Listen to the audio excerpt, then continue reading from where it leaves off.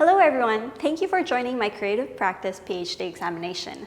I would like to begin with an acknowledgement of country.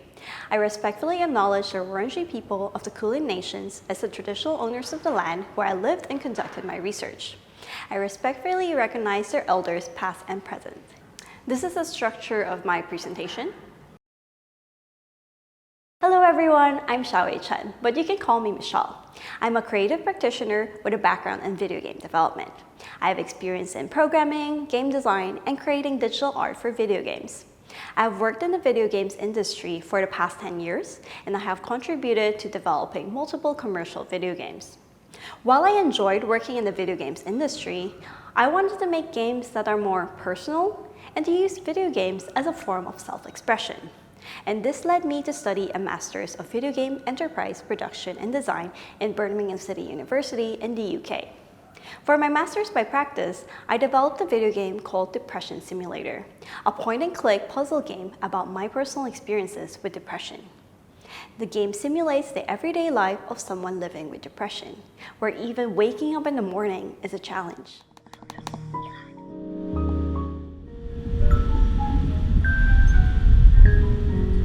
Since then, I have participated in different game jams and developed video games with a team of mental health. Game jams are events where participants come together in a physical location or online to create a video game based on a given theme in a short amount of time. Global Game Jam is an annual 48-hour game jam with physical locations all over the world. I was a volunteer staff member for the Melbourne venue, and I also developed Kintsugi. Kintsugi is a puzzle game based on the traditional Japanese art of preparing ceramics with gold, and it embodies the concept of wabi-sabi, which embraces damage and imperfection. These video game development experiences inspired me to pursue a PhD and develop a creative practice-based research project that I have called Mental Jam. Mental Jam is a series of game jam workshops that I developed to co-create with young people video games about their lived experiences of depression and or anxiety using different game design approaches, namely narrative, metaphorical, and gameful design. Mental health is a vital part of our health and well-being. Mental health is defined by the World Health Organization as a state of well-being where a person can recognize their abilities, handle normal life stress, work productively, and contribute to their community. One of the ways to promote mental health is through the knowledge translation of lived experiences via different artistic mediums, such as video games. Video games can be a powerful medium for telling people's stories, as they are interactive and immersive. Empathy games can inspire players to gain a more insightful understanding of the experiences of others. Accordingly, my practice-based research is motivated by the following research questions. The first one: how can participatory action research methodology be used to co-create video games with participants about their lived experiences of depression and or anxiety? So using a participatory action research methodology, or PAR, I engage my participants at different stages of the video game development process. I conducted 3 game jam workshop iterations that were refined based on the feedback from my participants and players, which resulted in the development of the Mental Jam process framework. My second research question: how can video game design be used to portray the lived experiences of depression and or anxiety? My research has focused on the design process of how lived experience stories can translate into video games. Each game jam workshop iteration focused on a different game design approach. Finally, to evaluate the study, the third research question is: how useful is participatory action research in the process of developing video games about depression and or anxiety? This study used qualitative methods, including semi-structured interviews with participants after the game jam workshops, to ask for their feedback and their experiences in co-creating the games. As PAR is an iterative approach, the feedback from the participants and players helped me revise the game jam workshop process for each iteration.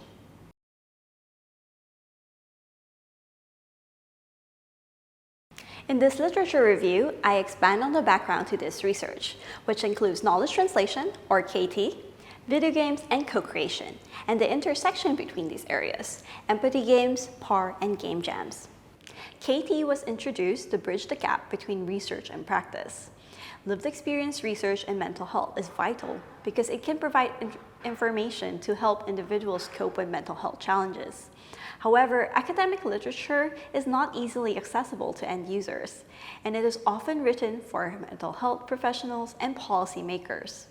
In response, researchers have explored arts-based methods as an alternative means to present experiential knowledge from the participants' lived experiences to a wider audience, which include people using mental health services and the public.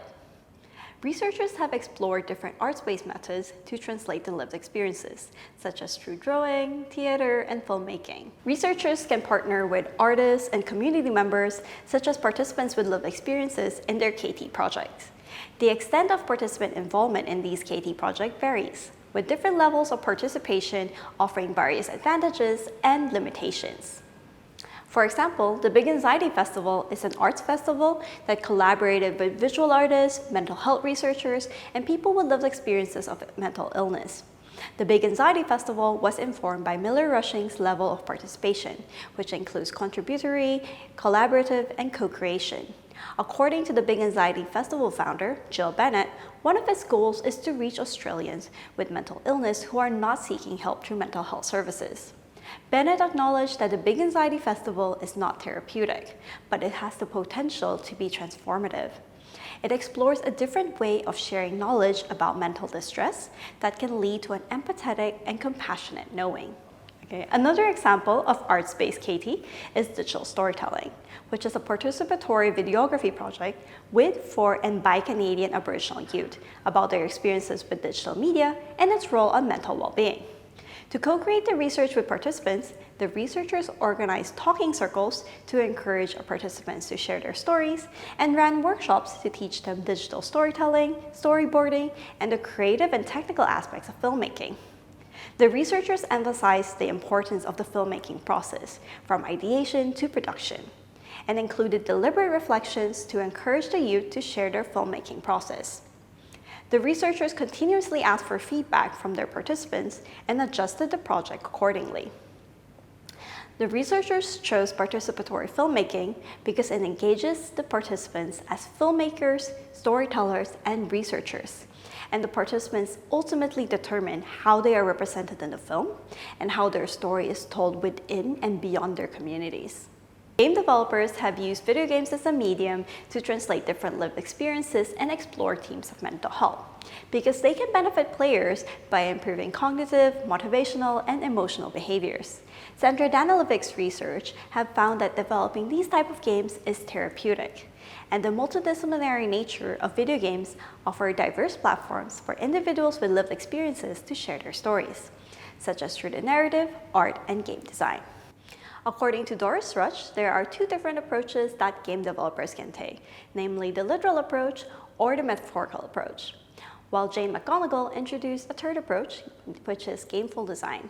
So gameful design uses game elements to help players cope with depression and anxiety, while some game developers use a fourth approach, by letting players experience what it feels like by evoking authentic feelings of anxiety. Narrative game design shows the experience of depression and anxiety in its narrative writing. For example, Moving Stories is a video game that delivers a school-based mental health literacy program that teaches the recognition of symptoms, provides help-seeking information, and mental health first aid. In Moving Stories, players interact with a fictional character, Lisa, an NPC suffering from depression. Players need to help Lisa, encourage her to approach an adult about her problems, and to seek help. Narrative game design uses the literal approach of narrative writing and dialogues, which enhances the player's comprehension of the lived experiences of depression and anxiety. It improves the mental health literacy and encourages help-seeking. The developers of Moving Stories chose to make a video game because it allows for a safe space for the players to learn by doing and to experience the consequences firsthand. Rush advocates using metaphorical game design for deep games, which uses game mechanics to portray metaphors and show an inside view of what depression feels like. Rush introduced the metaphor archaeology method, which analyzes interview transcripts from subject matter experts and finds traces of structural metaphors. For example, For the Records is a transmedia project about mental illness, which includes video games and short films that were developed through a participatory design process with game developers and people with lived experiences as subject matter experts. One of the games, fluctuation, represents bipolar disorder. Up represents mania, and down represents depression. In the game, during the mania stage, players jump up from one glass platform to another. However, these platforms shatter as they portray the terrible decisions made during mania. The game gets harder to control as the players climb up, and this stage ends abruptly as the players fall into depression. In the depression stage, players wade through mud, littered with the remnant shards from the mania stage.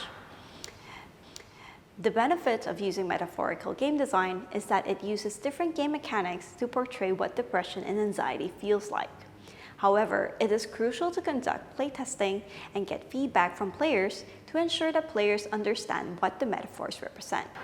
Gameful design uses game design elements to motivate players.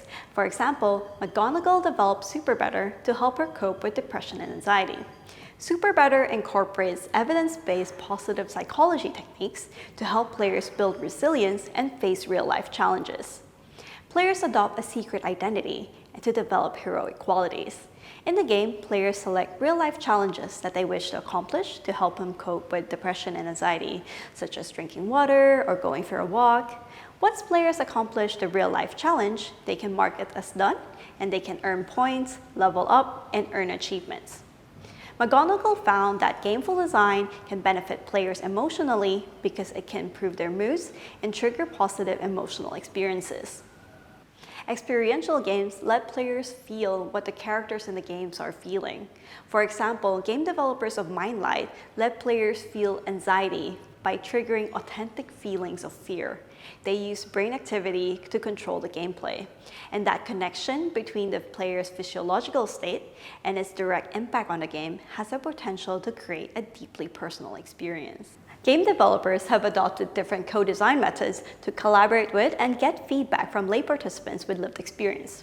For moving stories, the researchers had an initial game idea that was informed by existing studies, theories, and best clinical practices. They collaborated with different stakeholders, such as game developers, researchers, and young people, to prototype and test the game iteratively in their pilot studies. For the Records adopted a participatory design to co-create the games with subject matter experts who were part of their development team and served as consultants. For the pre-production of the project, the researchers and game developers conducted in-depth face-to-face interviews with subject matter experts to learn about their lived experiences. As the research was focused on using metaphors to portray the lived experience, they also conducted brainstorming sessions with their subject matter experts. They analyzed their interview transcripts using Rush's metaphor archaeology method to drive the game design. While the game developers oversaw the game design and development, they were informed by feedback from their subject matter experts. The project's goal was mental health awareness, so the research really valued the players' responses to the games. So they conducted playtesting and user studies every 2 weeks during their game development process, just to ensure that the message was communicated effectively. Researchers have adopted game jams as a participatory method to explore solutions to real-world problems. Game jams allow participants to experience the whole process of game development, from ideation to release, in a low-stakes and experimental environment. Game jams occur in 3 phases: pre-jam, the jam itself, and post-jam. During the pre-jam phase, participants form teams, and they can work solo or in multidisciplinary teams with a distribution of skills, such as programming and art. The second phase is the jam, which includes activities such as ideation and development. The ideation process is guided by the game jam's team, and the game development process during the game jam is just as important as the games produced. And the last phase is post-jam phase, where the games produced are released publicly. This phase is crucial because it gives participants a sense of accomplishment and provides them with a venue to get feedback on their games from a wider audience. Fabio Belli proposed that PAR can be applied to game jams to co-create video games with participants about their lived experiences. PAR is a participatory methodology that encourages close collaboration between researchers and participants to co-create new knowledge through a cycle of action and reflection. PAR aims to create meaningful change and benefits for participants by involving them in all stages of the research process and ensuring that their contributions are valued. For example, Bali's research, Breeding Games, conducted game jams to co-create games with participants about respiratory illnesses. Bali's research participants included game developers, researchers, and clinicians. Each game jam took place over 2 to 4 days in physical locations that were inclusive and accessible. The researchers gathered information about respiratory illnesses from clinicians, which they then relied to the game jam participants. The participants self-organized to form their teams, to brainstorm ideas, and to develop game prototypes, while the researchers served as facilitators and they provided additional resources. They had 1 to 4 sessions where different teams met up and shared their progress and challenges. And the researchers encouraged the participants to document their development process, such as through game design documents, and they also captured time-lapse videos and conducted interviews with their participants. The game jam facilitation process was improved over several iterations based on the feedback from their participants. This literature review demonstrated the importance of engaging with subject matter experts to develop video games that depict lived experiences authentically and comprehensively. For my research, I chose to co-create video games, even though this requires the highest degree of involvement from my participants, because it establishes them as co-researchers who have ultimate control on how their lived experiences are presented in the video games.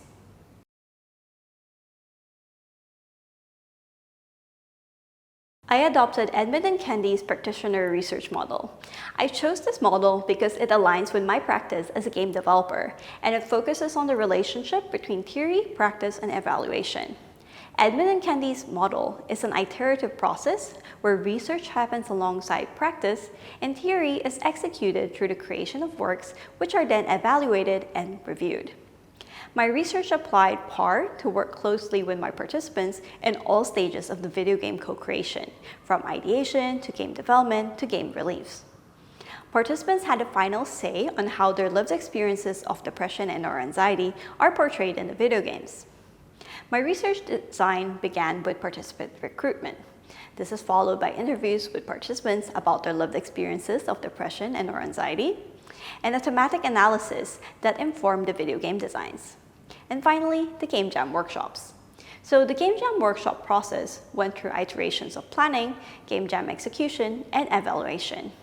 I conducted a pilot study and 3 game jam workshop iterations, which focus on different game design approaches to represent depression and anxiety, such as narrative game design and metaphorical game design. For this research, I had 3 groups of participants. The first group are young people aged 18 to 25 with self-identified lived experiences of depression and/or anxiety, who were currently, by their own accounts, sufficiently well to participate in research, and they had interest in gaming or learning game development.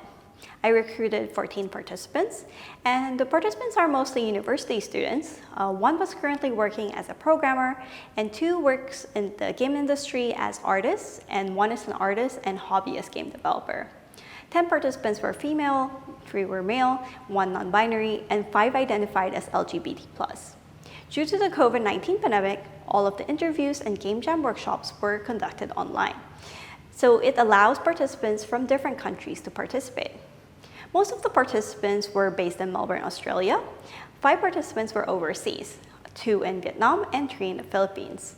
And some of the participants in Melbourne also came from diverse ethnocultural backgrounds, such as Chinese, Vietnamese, Filipino, Bangladeshi, and Maltese. The game jam workshop process involved several activities and significant time commitment.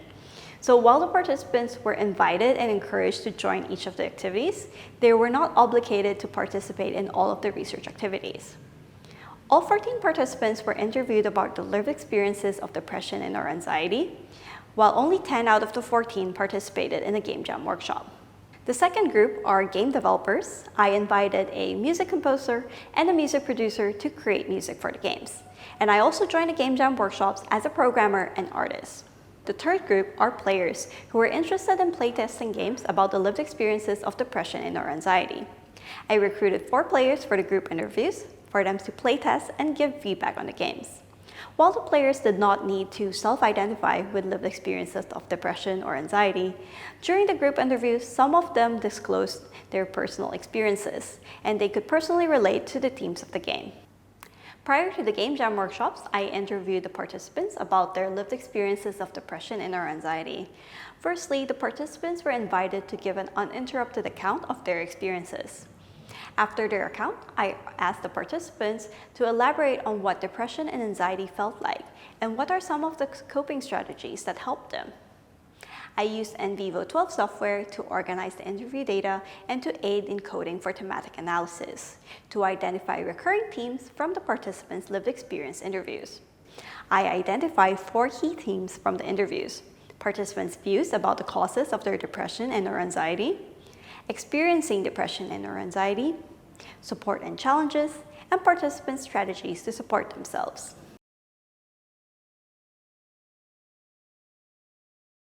Interview participants' stories revealed a combination of factors contributing to their depression and or anxiety. Several participants felt that it was caused by isolation and loneliness experienced at school. They did not have many people they could talk to, they felt excluded, and are quite withdrawn. Bullying experienced in educational settings and workplaces emerged as another contributor. Others felt out of place in school and at work because they were a minority, such as being the only women in their team or one of the very few people of color in their company or school. One participant felt that he did not fit in because people in his school was very sports-oriented and he was not very good at sports. Most participants had experienced high expectations from their parents to do well in school and to get high marks, which put a lot of pressure on them and often caused them distress. Childhood experiences and family relationships, such as parents' divorce, turbulent family life, were also identified as causes of the participants' depression and or anxiety. 5 participants cited breakups from romantic relationships as one of the most significant triggers contributing to distress during these periods, and they described their relationships with their former partners as toxic, verbally, emotionally, and physically abusive. Participants' narratives showed a range of emotions and emotional responses related to their experiences of depression and or anxiety. Lack of energy, struggling with school and remote learning, or struggling with work demands were mentioned by several participants as perceived consequences, where even the simple tasks were challenging. Participants had felt sad, empty, alone, spent much time crying, overthinking, had negative thoughts. And panic attacks were described as a shortness of breath, racing heartbeat, crying, and stomach feeling queasy. Neglecting oneself, including excessive work and disregard for personal hygiene, was described by participants as part of their experiences of depression and or anxiety. And 4 participants had also been drinking excessively and smoking to cope with their depression and or anxiety. Most participants had had suicidal thoughts, and a few of them have engaged in various ways of self-harming and ending their lives.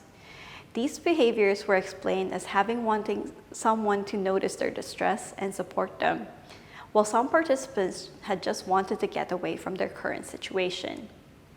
4 participants who had used antidepressant medication in the past commented that these medications had made them sleepy and tired and caused temporary memory loss. In contrast, another participant had had insomnia, which made her tired all the time.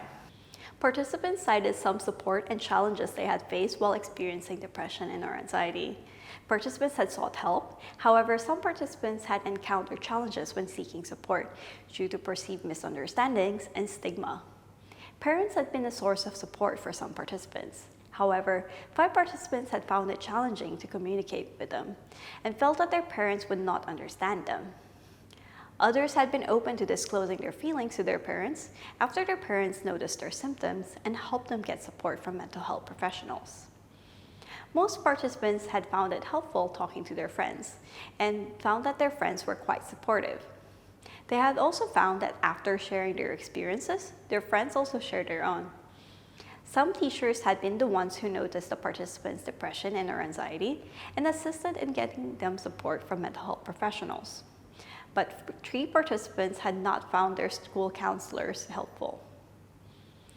Most participants have accessed mental health services and seen a mental health professional through their university or workplace.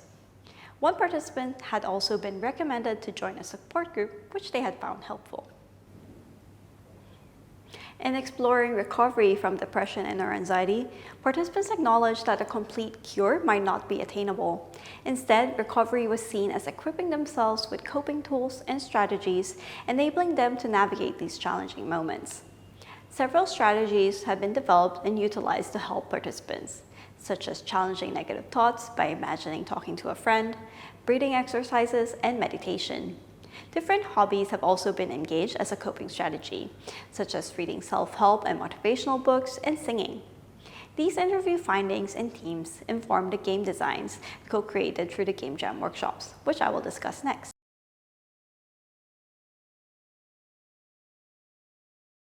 I will discuss the findings from the 3 Game Jam iterations. Game Jam 1 applied narrative game design to produce Amor de Soy. Game Jam 2 applied narrative game design and gameful design to produce Life in Progress, which was also showcased as part of RMIT Creative's Wellbeing Festival. Lastly, Game Jam 3 used metaphorical game design to produce Anyo. I conducted all of the Game Jam workshops online and recorded them via Microsoft Teams. Each Game Jam workshop iteration took place over a month, giving participants time to develop the game. The Game Jam workshop sessions were held once a week, and the participants continued working on the game asynchronously during the week. I applied PAR methodology to co-create video games with participants about their lived experiences of depression and or anxiety. I examined and discussed the implementation of each step of the Game Jam workshop process as they were applied in the 3 Game Jam iterations. The steps included ideation, game development, game release, post-Game Jam interview, player testing, and player group interview. I note the different steps of the process and how they evolve between each iteration. Participants began the game development with an ideation session. Each Game Jam workshop iteration focused on a different game design approach to explore different ways to represent depression and anxiety in video games. The game design approaches and interview findings were used to inform the game's narrative and design during the ideation process. The ideation session lasted 3 hours, comprising of 6 activities. In the first activity, I presented the interview findings to the participants via a password-protected website. The website was a repository containing the different interview themes and excerpts from the transcripts and a word cloud that summarized all the sub-themes. In the second activity, I introduced the participants to Unity, a popular game engine for game development. For Game Jams 1 and 2, which applied the narrative game design approach, I also introduced participants to Yarn Spinner, a Unity software plugin that allows writing game dialogue in plain language. The third activity was brainstorming, following IDEO's guidelines. I encouraged participants to share as many ideas as possible and to build upon each other's ideas. The participants used Trello boards to brainstorm and organize game ideas. Participants could add cards, which are like sticky notes, to different sections such as game mechanics, narrative, art style, music, and other ideas. The ideas were discussed and sorted based on the different sections in Trello to develop the game design. For Game Jam 2, participants wanted to develop a game that supported players in their student life, particularly when preparing for exams and assessments. Participants identified some of the mental health challenges they had faced during university and their coping strategies. For Game Jam 3, which applied metaphorical game design, the narrative, metaphors, and game mechanics lists overlapped as the participants were encouraged to think of metaphors that portrayed their experiences of depression and or anxiety. We then discussed as a group on how to translate these metaphors into game mechanics. Participants could add images and links to the cards on Trello, which was useful for sections like art style. And I also used Trello to write notes on each card during the discussions. I set a timer for 6 minutes and instructed the participants to develop as many ideas as possible based on the interview themes and to add them as cards on the Trello board. The fourth activity was conducted after the 6 minutes were up, and it was a group discussion of the game ideas. So this process was iterative, and we repeated the brainstorming and discussion multiple times to develop the game's design. The fifth activity was finalizing the game design. I created a new list called Ideas We Like, where participants added all the cards that they liked into this list, and participants then had a more extended discussion to explore and expand these ideas into the game's design. Finally, in the sixth activity, the participants divided the game development task onto cards to track them on Trello boards using to-do, doing, and done lists. Participants could add checklists to the cards on Trello, and they could check off the items on the list, and they could also move the cards that they were currently doing to the doing list, then move them to the done list once they have completed them. After concluding the ideation stage, the subsequent sessions involved the game development through both collaborative game development and asynchronous game development. Game development sessions were held once a week on weekends where participants worked on different parts of the game together during a Microsoft Teams video call. The game development sessions varied from 1 to 3 hours depending on the task that required completion. Since Microsoft Teams only allows one person to share their screen at one time during the video calls, the participant used a shared Google Docs to write the script for the game. Participants can collaborate on the file, see each other's changes in real time, and provide feedback. During the week, the participants and I worked on the game individually and asynchronously, and we used Trello to update each other on our work in progress. Game Jam 1 focused on narrative game design, and the participants worked on the narrative and script of the game during the game development sessions. I invited a music composer and a music producer to create the music for the game. In one of the game development sessions, the music composer joined and worked closely with one of the participants, Rachel, to compose a theme song for the game. During the week, I worked on the art and programming of the game asynchronously. For this game, the participants decided to apply environmental storytelling by using the object in the game setting, such as the girl's character's room, to show the game's narrative. Henry Jenkins proposed different ways to apply environmental storytelling in games, such as enacting stories where players interact with objects in the game setting to trigger different narrative events, and embedded narratives that allow players to learn more about the backstory of the game through the different objects embedded in the scene. In the game the participants were developing, players can click on different objects in the room, and this will show a dialogue based on the object. During the Game Jam workshop, participants listed all the objects that could be included in the girls' room. That's based on the interview themes. For example, certificates representing academic pressure. Participants used Google Docs to write the script for each object, where some objects had multiple dialogues. And the resulting dialogue is shown in the game via Yarn Spinner, which allows branching dialogues to enable the players to select different responses. For Game Jam 2, aside from the game development sessions and asynchronous game development, I also had weekly meetings with the RMIT creative team at their Creative Wellbeing Development Lab, who provided additional guidance and playtested and provided feedback on the game. Like Game Jam 1, during the week, I worked on the art and programming for the game. And the music composer who worked on Game Jam 1 also provided the music for this game. For the game development session, participants used a Google Docs spreadsheet with one column to list all of the challenges they faced while studying during the COVID-19 pandemic, and the second column to list the solutions. In the challenges column, participants included some themes from the interviews, such as sleep and the lack of productivity. Participants brainstormed how different coping strategies, such as personal affirmations, could be translated into the game using different game design techniques to motivate players in their student life. Participants had the idea of using a progress bar that the players can control to indicate how well they slept. They also decided to use the same progress bar to track other attributes, such as how the players feel, how often they drink water, hygiene, and exercise. Participants also decided to include NPCs based on themselves, who will share their own experiences and provide instructions in the game. Participants used a Google Sheet to track and write the script for the NPCs by listing the game's different features and writing the corresponding NPC dialogues based on their experiences. For Game Jam 3, one of the participants, Jessica, designed and drew the main character and the background, while the other participant, Erin, designed and illustrated the monsters based on the interview findings. Erin was a musician who created the music and sound effects for the game, while I was the programmer for the game. For the game development session, Jessica shared her screen while she was creating the art for the game, while Erin shared her audio as she created background music for the game. After the game development, I asked the participants to playtest the game and ask for their feedback. The game was developed as part of research creation. As such, the IP of the games belonged to the participants. All of the games co-created were released with the consent of the participants on itch.io, a website that allows independent video game developers to host their games. For Game Jam 2, Life in Progress was also released on the App Store and the Google Play Store during RMIT Creative's Wellbeing Festival. The game was also promoted through RMIT University's website and social media channels. I conducted semi-structured interviews with participants at the end of each Game Jam workshop iteration. I focused on how the lived experiences of depression and or anxiety were translated into the video games using different game design approaches. The feedback from the participants were used to inform succeeding Game Jam iterations. After the release of the video games developed, I recruited players to playtest and give feedback on the games. During the player group interviews, I asked the players to play the games for 15 minutes, followed by a 30-minute group discussion with guiding questions. Next, I described the video games co-created from the 3 Game Jam Workshop iteration. Amor de Soy is an interactive narrative game about Rael-san, an anxious girl on a journey to develop self-love following a breakup from a toxic relationship.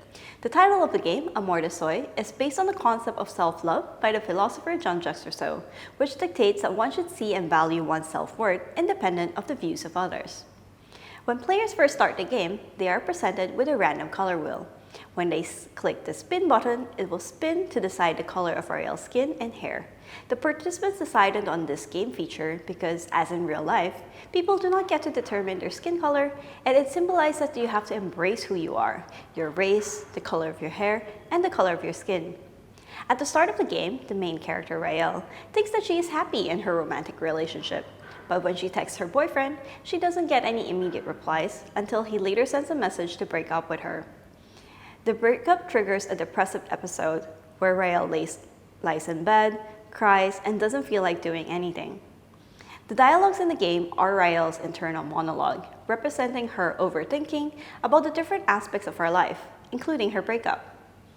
During this time, if the player clicks on the bed, a new character, Pixie, appears in the place of the mouse cursor. Pixie is a magical manifestation of Rael's subconscious who challenges her negative thoughts and offers advice throughout the rest of the game to teach Rael to love herself and to accept herself for who she is. The game also has an octopus toy that keeps track of the player's object interactions. It starts with a sad face at the start of the game, which will change to a happy face when Rael learns to love herself. If the octopus has a happy face, when the player clicks on the door, Pixie will ask Rael if she is ready to go outside.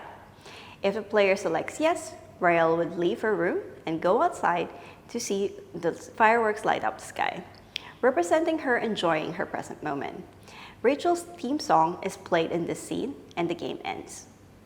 When the rain pours down, just as the heavens now, how do you go on? Bright clear as the stars, never knowing what the world has now. Life in Progress is a game that lets players gamify their student life and well-being. In Life in Progress, the NPCs are based on the participants, and they pop up throughout the game to share their stories about their challenges, how they cope with them, and provide instructions for the game.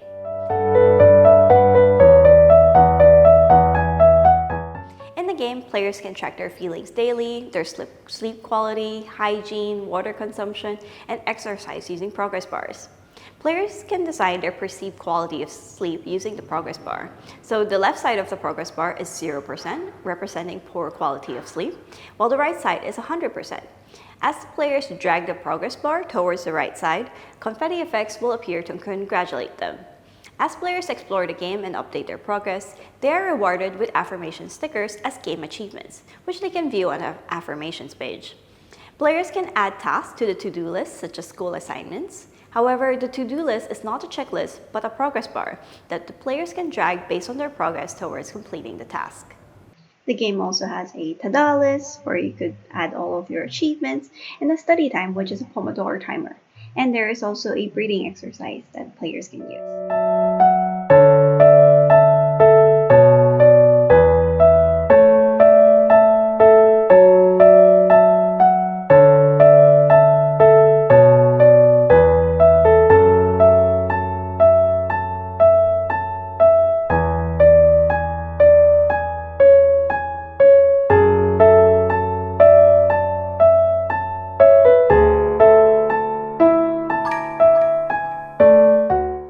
Anyo is a game where you play as a caterpillar in a gray world and faces monsters to bring color back into the world. Anyo means form in Tagalog, and as in the game, the main character starts as a caterpillar, and when they defeat monsters, they change forms into a butterfly. For this game, participants incorporated different metaphors about their lived experiences of depression and anxiety and translated them into game mechanics. One of the metaphors one of the participants, Erin, suggested is the use of color, because she's an artist and she couldn't see life's colors at all when she was depressed. The game's environment starts as a grayscale, and color will return to the environment as the player progresses. The other participant, Jessica, suggested the metaphor of moving away from your comfort zone and getting heavier as you move away, which is portrayed in the game as a cocoon, which represents a safe space. When the caterpillar ventures out of the cocoon, it will encounter challenges, and this becomes more difficult as the game progresses. Another metaphor Jessica suggested is stealth, because she felt that people constantly judged her, and the game has a vignette effect that starts small, hiding the rest of the environment from the caterpillar. And as the game progresses, the vignette will follow the caterpillar, expanding to reveal more of the environment, including the monsters. Erin suggested representing the different experiences of depression and anxiety as monsters. There are 7 monsters in the game, each rendered in a different color. We chose not to label the monsters in the game and have them open to the player's interpretation. To defeat the monsters, Erin suggested a follow the pattern mechanic, where the monsters will show a pattern using the WASD keys, and the player must follow the pattern by pressing the correct keys. As the game progresses, the pattern will get longer.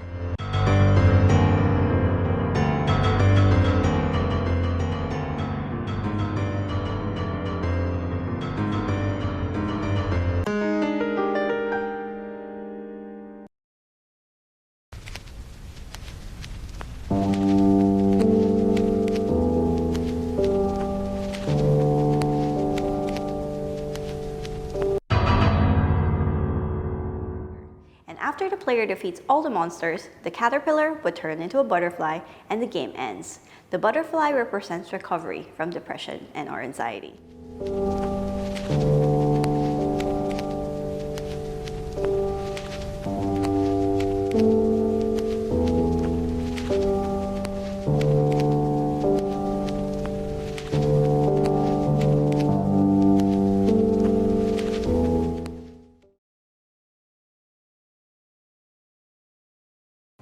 Next, I will present the Mental Jam Process Framework, which was produced from the findings of the related literature and the Game Jam workshop iterations.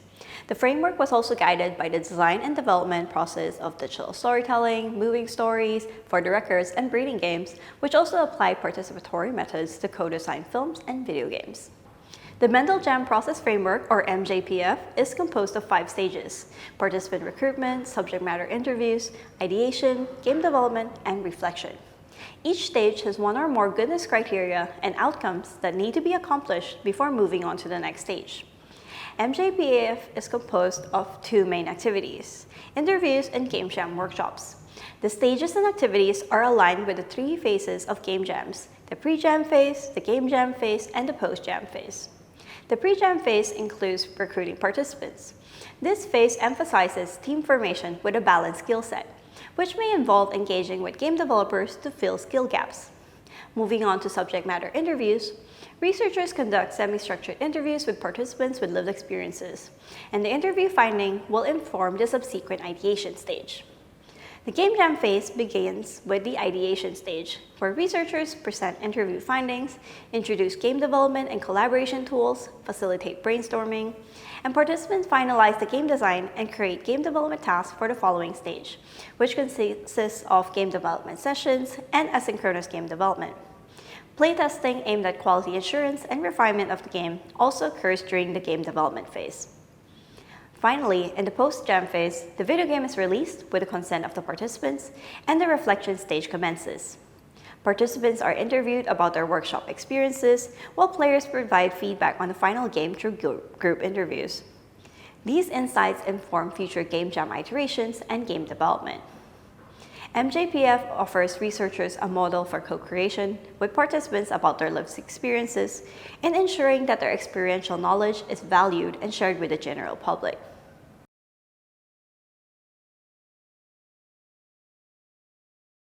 In this discussion, I address my research question, discuss my research contributions and limitations of the research, and potential for future work. The first research question is, how can participatory action research methodology be used to co-create video games with participants about their lived experiences of depression and/or anxiety? I applied PAR to conduct game jam workshops to ensure that participants were involved in all stages of the game co-creation, from generating ideas to game development. While I originally planned to conduct the workshop face-to-face, due to the COVID-19 pandemic situation in Melbourne, I had to shift the workshops to an online virtual space. Adapting the Game Jam workshops from a physical space into a virtual online space presented the research with challenges and opportunities. In this online context, Microsoft Teams replaced the physical Game Jam location. And aligning with PAR principles, Microsoft Teams video recording function allowed me to keep records of the Game Jam workshop proceedings easily. And Trello boards and Google Drive replaced traditional prototyping materials, and fostering collaborative process tracking and file sharing among participants. The virtual space also opened doors for global participation, allowing participants from the Philippines and Vietnam to participate, so providing diverse perspectives on the lived experiences of depression and/or anxiety. Challenges such as participant privacy, space, and resources also emerge. Due to the mandatory government lockdowns and home isolation caused by the COVID-19 pandemic, all of my participants had to join the Game Jam workshops from their homes. However, some participants attributed their depression and/or anxiety to childhood experiences and parental relationships, rendering the discussion of these sensitive subjects challenging within the context of their homes and raising privacy concerns. Online game jams also require participants to have their own resources, such as stable internet connections, microphones, webcams, and relevant game development software. This research stressed the importance of establishing the recommended third space for PAR, encouraging participants to collaborate and share their lived experiences without a fear of judgment. Even though I conducted lived experience interviews with the participants, during the Game Jam workshops, my participants expanded more on their lived experiences, especially when they were writing the scripts for the games together. One of the priorities for the Game Jam workshops was to ensure that my participants felt safe during the workshops. I advised the participants to share things only that they were comfortable with, and all participants were advised that any information shared is shared in confidence. This commitment to maintaining a safe environment extended to the presentation of interview findings on a password-protected website, where interview transcripts were de-identified to uphold privacy. My participants worked in groups to co-create video games, which alleviated their need to possess all the necessary skills for game development. And I formed the Game Jam groups based on the participants' skills and interests, ensuring that each team had a balance of skills and each participant could contribute effectively to the game's development. One of the participants, Natalie, had the impression that game development would be challenging and unachievable for her, but through the Game Jam workshops, she realized that working in groups was very rewarding and gave her confidence. Following PAR, my research promoted authentic participation by including the participants in implementing and reflecting on the mental jam process. For example, one of the participants, Helen, suggested that participants should share their screens during the Game Jam workshops.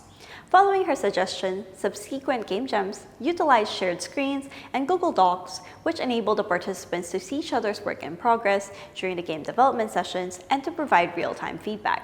And this promoted a sense of togetherness in an online environment. I answer my second research question: how can video game design be used to portray the lived experiences of depression and/or anxiety? This research explored 3 distinct game design approaches to represent the lived experiences of depression and/or anxiety in video games co-created with participants.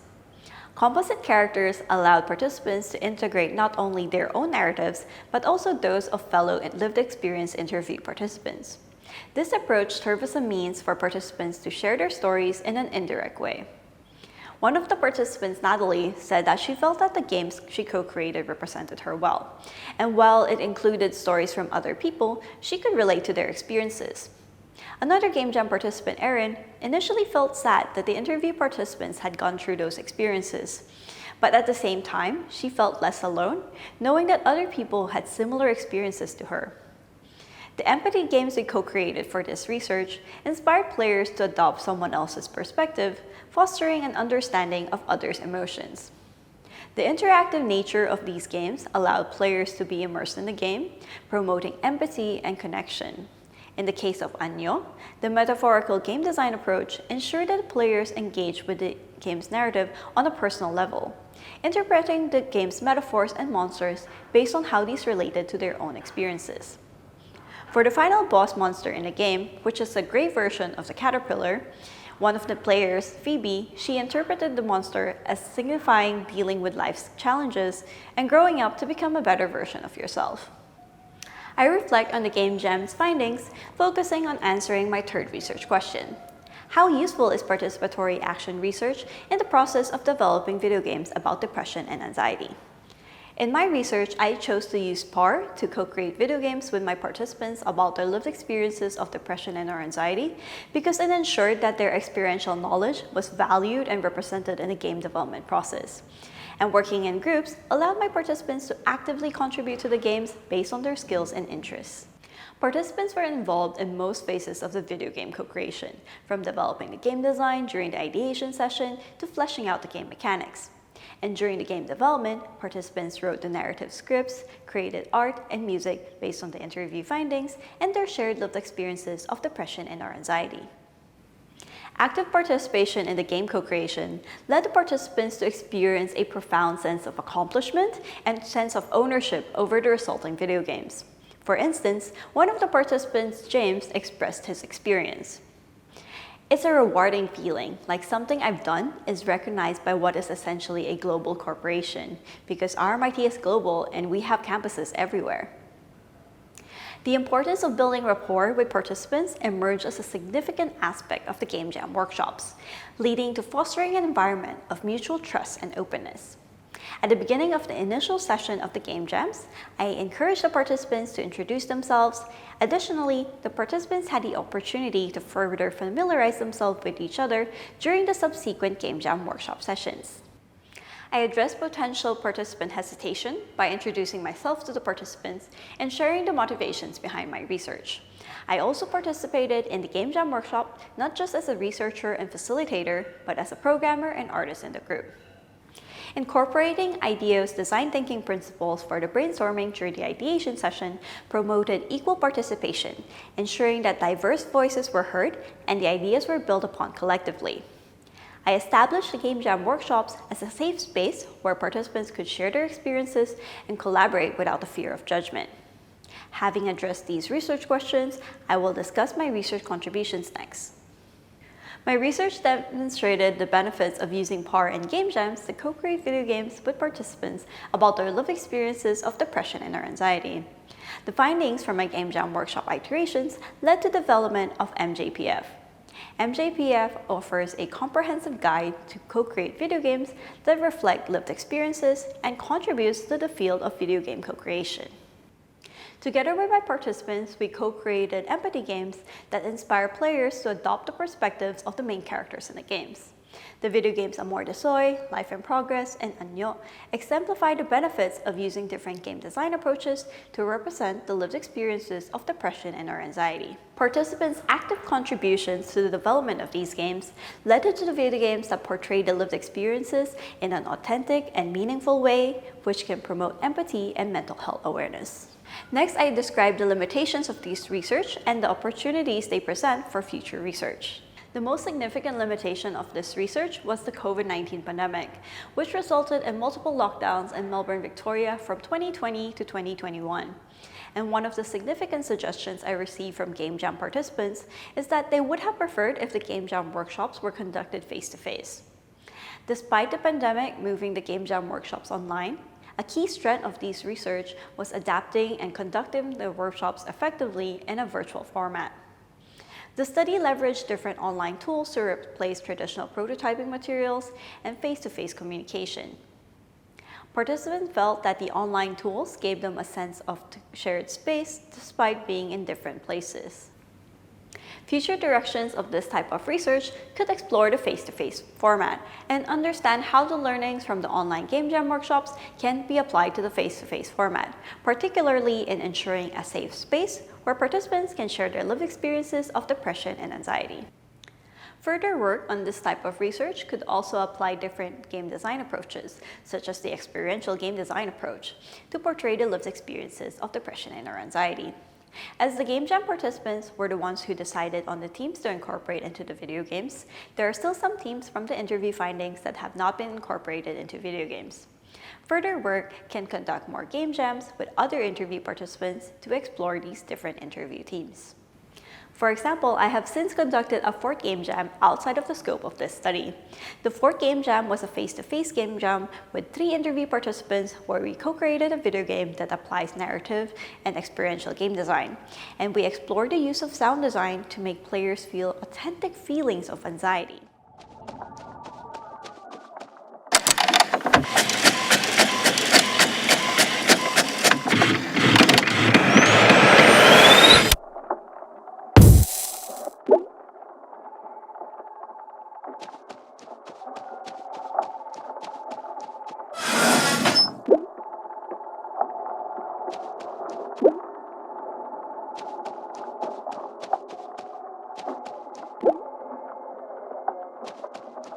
The Game Jam workshops were conducted in study rooms at RMIT University on 4 weekdays. While the face-to-face Game Jam followed the same process as the online Game Jam workshops, some challenges delayed the Game Jam workshops, such as a fire alarm that interrupted our ideation session and some participants feeling ill and unable to attend some game development sessions. My study currently lacks direct player feedback integration, a gap I intend to address in future game updates. While I conducted player group interviews, the sample size was relatively small, and future work could recruit a more significant sample of players and conduct surveys to determine whether the empathetic aspects of these video games work well.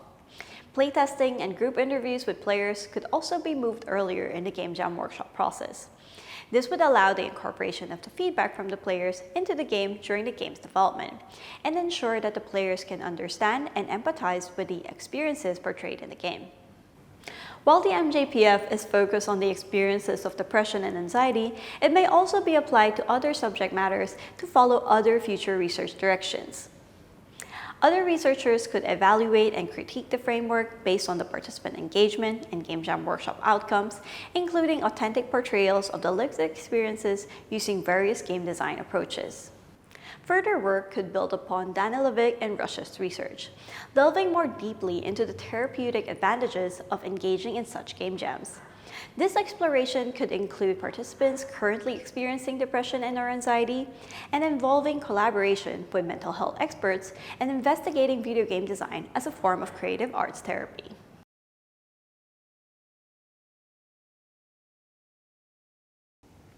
My personal experience and struggles with depression and anxiety motivated me to pursue this research. Beyond the research contributions that I have described, my hope is that this research and the video games we co-created will help people feel less alone and remind them of their strengths even during the darkest of times. This study has transformed my approach as a game designer. Collaborating closely with my participants to co-create video games not only broadened my perspective, but also highlighted the power of video game development as a means to convey diverse stories and to foster authentic representations. The research underscores the potential of these games to significantly impact and even change someone's life. I conclude this presentation with a quote from my participant, Helen.